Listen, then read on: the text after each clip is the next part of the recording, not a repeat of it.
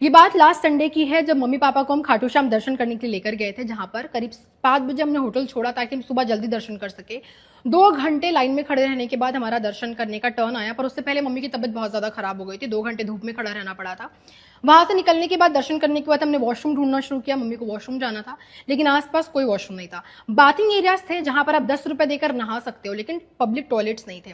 बहुत ढूंढने के बाद हमें ये होटल मिला जहां पर हम गए मदद मांगने के लिए कि हमें वॉशरूम जाना है, और उसने बोला ठीक है आप मम्मी को ले आइए। हम किसी तरीके से माँ को लेकर आए, और उसने माँ को देखते के साथ बोला पहले 800 रुपए देने पड़ेंगे, फिर आपको हम वॉशरूम जाने देंगे। हमने रिक्वेस्ट किया कि भाई 800 किस चीज़ के, 800 तो बहुत ज़्यादा है 5 मिनट वॉशरूम के लिए। उसने कहा आपको जाना है तो जाइए, वरना मैंने तो आपको अपने होटल में बुलाया नहीं, बहुत बदतमीजी के साथ। हमारे पास कोई ऑप्शन नहीं था और हम मम्मी को कहीं और लेकर जा नहीं सकते थे। हमने कहा ठीक है। उसके बाद हम लेकर वहां पर मम्मी को गए। माँ वॉशरूम जाने लगी तो उसने बोला पहले पे करो फिर हम वॉशरूम जाने देंगे। जिसके बाद हमने पे करने को हम रेडी हो गए। हमने कहा चलो हमें बिल दो। जब उसने बिल की बात सुनी तो उसने बोला आप एक काम करो 100-200 रुपए कम दे दो, लेकिन बिल मत लो। पापा ने बोला नहीं मेरे को बिल चाहिए, जीएसटी नंबर के साथ प्रॉपर बिल चाहिए, हम 800 पूरा पे करेंगे। जिसके बाद उसने बिल बनाकर बहुत बहस करने के बाद दिया, जिसमें यू कैन सी रूम का चार्ज और जीएसटी नंबर भी। हमने कोई रूम यूज नहीं किया था, मैं ये क्लियरली मेंशन कर दूं कि हमने कोई रूम यूज नहीं किया, केवल वॉशरूम यूज किया 6 मिनट के लिए।